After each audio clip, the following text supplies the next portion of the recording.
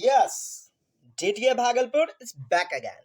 आइए मित्रों, पार्ट 2 हिंदी शिक्षक एवं शिक्षण के सिद्धांत, मेथड्स ऑफ टीचिंग देखा जाए। Lesson 2 part 1। पार्ट 2 में मिलेंगे कल। प्रथम प्रश्न है, एक भाषा शिक्षक का परम कर्तव्य है। माने शिक्षक महोदय, हे मास्टर जी, हे मास्टरनी मैडम जी, तू जो बनिएगा ना तो कना टुभकिया टुभकवा को पढ़ाइएगा, है बला धंधा पूछता है। एकरे लेली शिक्षण सिद्धांत डीएलएड में बीएड में पढ़ायल गई होगा, बात बुझे। हाँ, तो भाषा शिक्षक का प्रथम ड्यूटी है, परम ड्यूटी है, कोची हो, भाषा प्रयोग के अवसर दे। हाँ जी, बच्चों को अवसर नहीं दीजिएगा तो बच्चे सीखेंगे कैसे? अपॉर्चुनिटी क्रिएट कीजिए। एक नंबर तो बहुत बेहतरीन उत्तर होना चाहिए। आगे देख लेते हैं, भाषा की पाठ्य पुस्तकों का कम से कम प्रयोग करें। अच्छा, मतलब यही सबसे प्रथम कर्तव्य है क्या, पाठ्य पुस्तक का कम प्रयोग करें? यार, ज्ञान यदि पाठ्य पुस्तक से मिल रहा है तो पाठ्य पुस्तक का किसी किसी चैप्टर में ज्यादा भी तो प्रयोग किया जा सकता है। ये कौन सी बात है? केवल लक्ष्य भाषा का प्रयोग करें। लक्ष्य भाषा समझ रहे हैं साहब? Target language. जैसे at the time which language is going on, जो भी भाषा पढ़ाई जा रही है वह क्या है? लक्ष्य भाषा है। जैसे हिंदी पढ़ाया जा रहा है तो हिंदी उस समय लक्ष्य भाषा होगी। अंग्रेजी पढ़ाया जाएगा तो अंग्रेजी लक्ष्य भाषा होगी, टारगेट लैंग्वेज। तो केवल लक्ष्य भाषा का प्रयोग कराया जाए। साहब, बच्चे जिस भाषा में समझेंगे उस भाषा का प्रयोग करना चाहिए, है ना। केवल लक्ष्य भाषा का प्रयोग यह कोई आवश्यक नहीं है, यह शिक्षक का परम कर्तव्य नहीं है। उपरोक्त सभी, चलिए गलत गलत गलत, तो एक नंबर उत्तर मारिए ना साहब। अपॉर्चुनिटी दीजिए बच्चे को, अपॉर्चुनिटी दीजिएगा तो बच्चे लर्निंग बाय डूइंग करेंगे, बेहतरीन ढंग से सीखेंगे। हाजी साहब, बढ़ते हैं प्रश्न संख्या 2 की तरफ। शिक्षण सिद्धांत, सूत्र विधि का प्रयोग होना चाहिए। लीजिए साहब, कहता है सिद्धांत जो मेथड्स हैं, फॉर्मूलेज हैं, विधियां हैं। चलिए, तो पाठ्य योजना निर्माण करने में प्रिंसिपल क्या हो जाएगा? उद्देश्यों के निर्धारण में, शिक्षण में, टीच करने में, उपरोक्त सभी में। हाँ जी, सभी में। क्यों, समझे साहब? सिद्धांत, जो भी प्रिंसिपल्स होते हैं, मेथड्स होते हैं, सूत्र होते हैं, उसका प्रयोग टीचर को शिक्षण सिद्धांत में करना चाहिए। किसमें? लेसन के प्लानिंग में, योजना बनाने में, लेसन प्लानिंग में, नियोजन में, बिल्कुल, उद्देश्य के निर्धारण में, शिक्षण में, टीच करने में, उपरोक्त सभी में। डी नंबर क्यों नहीं होगा बेहतरीन उत्तर? चलिए, निम्न में कौन सा एक दृश्य शिक्षण सहायक सामग्री नहीं है? लीजिए, देखाई वाली बात बुझ रहा है। हाँ, 3 प्रकार का होता है। एगो सुने वाला श्रव्य सामग्री, ऑडियो एड्स, आ एगो देखे वाला वीडियो, विजुअल एड्स। आ तेसरका कौन ची? ऑडियो विजुअल एड्स, श्रव्य दृश्य शिक्षण सामग्री, दोनों जो होता है। जैसे आपका प्रोजेक्टर ले लीजिए, हाजी साहब, टीवी, दोनों प्रकार का होता है। तो खैर, यहाँ तो बात हो रही है दृश्य वाला केवल। बुलेटिन बोर्ड, एक प्रकार का बोर्ड, जैसे कि सूचना वगैरह आप सीबीएसई स्कूल में या अन्य स्कूलों में बाहर में बोर्ड देखे होंगे, उसमें पिन घोप दिया गया और एगो कागज लटका दिया गया। क्या है? Bulletin board. हाईलाइटेड करने के लिए प्रयोग करते हैं, तो देखने का काम होता है ना। यस है। नक्शा, देखने का काम, ऐसा थोड़े नक्शा बोलता है, सुनने का तो काम नहीं करते। यह भी है। विजुअल एड्स, चलचित्र, फिल्में, फिल्में साहब दिखने के साथ साथ सुनने का भी काम होता है ना। लेकिन चलचित्र याद कीजिए, पहले वाला चलचित्र केवल देखने के काम में आता था साहब।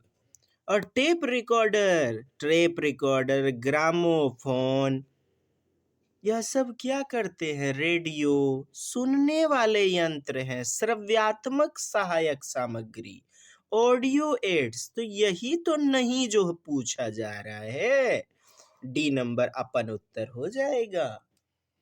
चलचित्र पहले वाला फिल्म साहब आप जानते हैं ना, केवल देखिए। हाँ, आलम आरा, याद आई कुछ? उसी प्रकार से चलचित्र जो फिल्में होती हैं देखने का काम तो करते ही हैं, सुनने का भी काम करते हैं, ऐसा आप समझ लीजिए। लेकिन टेप रिकॉर्डर में दृश्य का काम नहीं करते हैं ना, आखिर दृश्य का काम, तो दृश्य का काम किस में नहीं होता है साहब? टेप रिकॉर्डर में। निम्न में कौन सा एक शिक्षण सूत्र नहीं है? लीजिए, नए कौन सा ना छिया हो। हाँ, शिक्षण सूत्र कहता है सरल से कठिन की ओर, माने कि आसान चीज बताइए बच्चे को तब कठिन बात बताइए।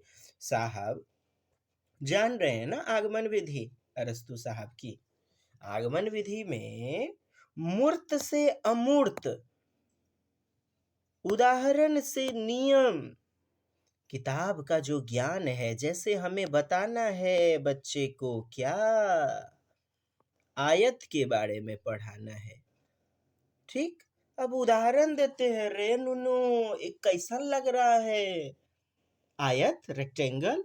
हो सर जी, तो हमार घर के दरवाजा बुझाता है, हाँ केबाड़। तो उदाहरण से सूत्र की ओर जाते हैं। अच्छा, दरवाजा दिखाते हैं, माचिस की डिब्बी को दिखाया जाता है। जो भी इस प्रकार की आकृति हैं बच्चे के घर से जोड़ा जाता है, और वह होता है मूर्त। वह होता है मूर्त, वह होता है ज्ञात, और ज्ञात से उसके सूत्र जो अज्ञात है उसकी ओर बताया जाता है। तो यह तो हमारा होता है सरल से कठिन।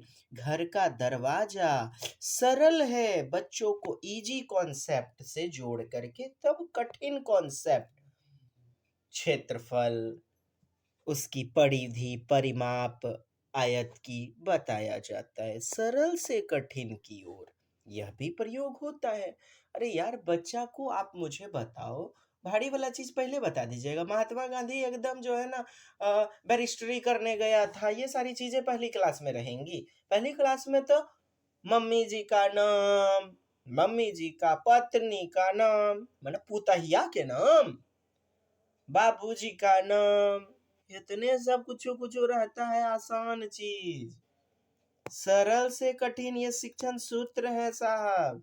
Easy to hard, easy to complex, ज्ञात से अज्ञात, नॉन टू अननोन, घर से विद्यालय की ओर। ये भला कौन सा सिद्धांत है साहब, घर से विद्यालय?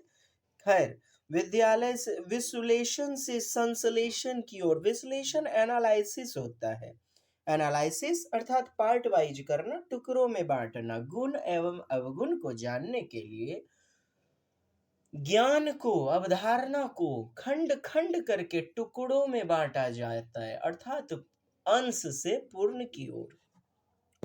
विश्लेषण से संश्लेषण की ओर। संश्लेषण सिंथेसाइज करना, अर्थात संपूर्ण ज्ञान को जोड़ करके एक कर देना। खैर, आप विश्लेषण को और बेहतरीन समझ लें। हालांकि इससे भी क्या, आप किसी मोबाइल दुकान पे गए, बीएस ब्लूम की बातें याद आ जाएंगी। किसी दुकान पे गए, ओप्पो का फोन देखा आपने, रियलमी का देखा आपने, वीवो का देखा, सैमसंग देखा, एप्पल देखा। उसमें अलग अलग कैमरा का फीचर, उसकी बैटरी क्वालिटी, उसका रैम रोम आदि अलग अलग गुण अवगुणों को देखा, वह विश्लेषण होता है। और संश्लेषण साहब, फिर एक डिसीजन ले लिया, सब मोबाइल रखिए भाई, हम तो यही एप्पल का फोन लूंगा। तो यह संश्लेषण होता है, एक निष्कर्ष पर पहुंच जाना, यानी चीजों को जोड़ करके एक कर लेना, सिंथेसाइज कर लेना। और मूल्यांकन साहब, बीएस ब्लूम का याद आया? जब पैसा दे दिए, नॉट रिफंडेबल। हाँ, परीक्षा हो गया, अब रो रहे हैं, गलती रंग दिए, अब सुधरने वाला नहीं है। मूल्यांकन, इवैल्यूएशन। खैर, विश्लेषण से संश्लेषण की ओर होती है साहब, यह भी हमारी विधि है। हमारा जो विधि नहीं होगा वह होगा सी, और यही होगा हमारा उत्तर। घर से द्वार की ओर, घर से विद्यालय की ओर, ये कौन सा विधि है? सी नंबर उत्तर। शिक्षण प्रक्रिया के त्रिध्रुवीय। देखिए साहब, शिक्षण प्रक्रिया जो था पहले के समय में द्विध्रुवीय हुआ करता था, दो ध्रुव, यानी कि मास्टर जी या चटिया जी, गुरु जी और विद्यार्थी जी, शिक्षार्थी जी, अधिगम कर्मी, बस दो एगो पिलर होता था, दो ध्रुव। लेकिन अभी तीन ध्रुव है। एक तो होता है साहब चटिया जी, चटिया जी बुझ रहे हैं ना जी, विद्यार्थी जी। अब मास्टर जी, और पढ़ाने के लिए टीएलएम, कोई विषय वस्तु, teaching learning material, theme, content. बात समझ में आई? इसीलिए इसे त्रिध्रुवीय प्रणाली कहा जाता है। क्या? शिक्षण की प्रक्रिया को त्रिध्रुवीय, थ्री डायमेंशनल, त्रिविमीय प्रक्रिया। तो शिक्षक तो होगा ही, छात्र भी होगा, और विषय वस्तु कंटेंट होगा। विषय वस्तु जिसको पढ़ाना है, हाँ, जो चीजें जिसके माध्यम से, जो भी टीएलएम मटेरियल्स हैं, विषय वस्तु, मुद्दा, कंटेंट। शिक्षक विद्यालय नहीं, विद्यालय वगैरह नहीं होता है साहब, विद्यालय शिक्षण विधि छात्र। चलिए बी नंबर हमारा उत्तर हो जाएगा। नेक्स्ट, जीन पियाजे के मतानुसार भाषा के विकास में निम्न के औसत सही है। लीजिए, जीन पियाजे है, जीन विलियम फ्रीडरिच पियाजे, स्विट्जरलैंड के मनोवैज्ञानिक। तो अहम केंद्रित भाषा, अहम केंद्रित, जिसे आत्म केंद्रित वार्ता भी कहते हैं, है ना साहब, ईगोसेंट्रिक, कई बार पूछा जा रहा है। तो अहम केंद्रित, अंतः क्रिया, ये तो वाइगोत्स्की के अनुसार चला जाएगा। निजी भाषा, निजी भाषा भी वाइगोत्स्की के अनुसार, प्राइवेट स्पीच, व्यक्तिक वार्ता। तो यहाँ बी नंबर उत्तर होगा, पियाजे के अनुसार ईगोसेंट्रिक लैंग्वेज। वाइगोत्स्की के अनुसार निम्नलिखित कौन सा सही नहीं है? लीजिए, कौन सा सही नहीं है?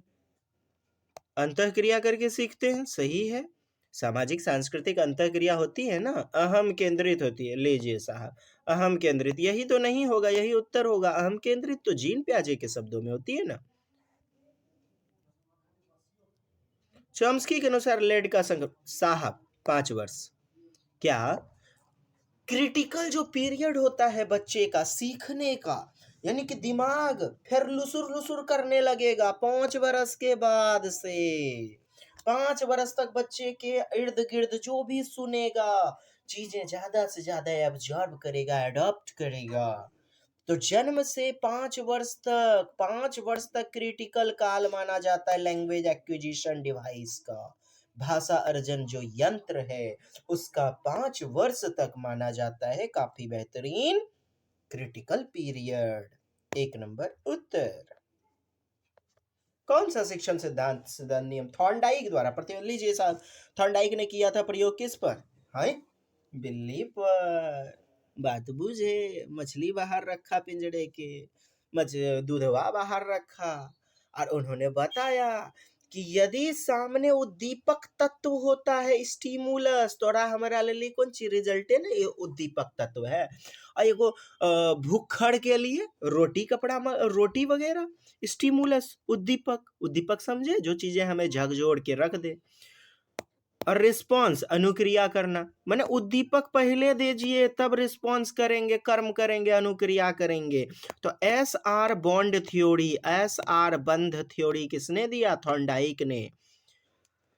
तो अनुक्रिया बाद में, पहले उद्दीपक। तो उद्दीपक अनुक्रिया साहचर्यता सिद्धांत थॉर्नडाइक। तो साहब इन्होंने बताया क्या? मुख्य नियम 3, तत्परता का नियम, रीडीनेस थ्योरी, कहता है कि मास्टर जी कपार कौन पीट के मर जाए कितनो अच्छा पढ़ा के, बच्चे का भी तत्पर रहना है बड़ा जरूरी, तत्पर रहना है जरूरी, यही तो कहता है तत्परता का सिद्धांत। और दूसरा मुख्य नियम है क्या? प्रभाव का नियम। पूरी जिंदगी मनुष्य जो कुछ भी कर्म करता है, या तो नकारात्मक रूप से या तो सकारात्मक रूप से, आइदर पॉजिटिव और नेगेटिव, होना ही है प्रभावित। आप पढ़ रहे हैं, कल के दिन में आपको रिजल्ट मिलेगा, आप पॉजिटिव रूप से प्रभावित होंगे। और यदि थोड़ा बहुत कम रह गए तो भी तो प्रभावित होंगे। प्रभाव का नियम कहता है साहब, जिस प्रकार बिल्ली ने पिंजड़े को खोलने के लिए कई सारे प्रयास किए, अनगिनत प्रयास किए, और कुछ न कुछ सीखने को मिला, उसे प्रभावित हुआ वह, और अंततः सैकड़ों प्रयास करने के बाद उसने पिंजड़ा खोल डाला। हा, बात बुझ गई नहीं हो दोस्त? यह भी है हमारा। और तीसरा है अभ्यास का नियम, करत करत अभ्यास ते जरमती होत सुजान। अभ्यास करते रहने से मुश्किलें आसान हो जाती हैं। जिस प्रकार बिल्ली ने पिंजड़े को खोलने का एक बार जिस प्रकार खोला उसी प्रकार पुनः अभ्यास किया, एक्सरसाइज किया, मनुष्य अपनी पूरी जिंदगी अभ्यास करता है। तो तीनों है मुख्य नियम। और यदि बात करें गौण नियम की, खैर उत्तर तो यहाँ हमारा सी नंबर हो जाएगा, नियोजन का सिद्धांत, नियोजन का नियम, थ्योरी ऑफ प्लानिंग। हाँ जी, theory of planning C number उत्तर हो जाएगा। लेकिन आप सुन लें गौण नियम। गौण नियम क्या है? बहु अनुक्रिया का नियम, साहचर्यता का नियम, थ्योरी ऑफ मल्टीपल रिस्पॉन्सेज, साहचर्यता का नियम संबंधित करते हैं। साथ ही साथ मानसिक दशा, मानसिक स्थिति बेहतरीन होनी चाहिए, मानसिक दशा का नियम।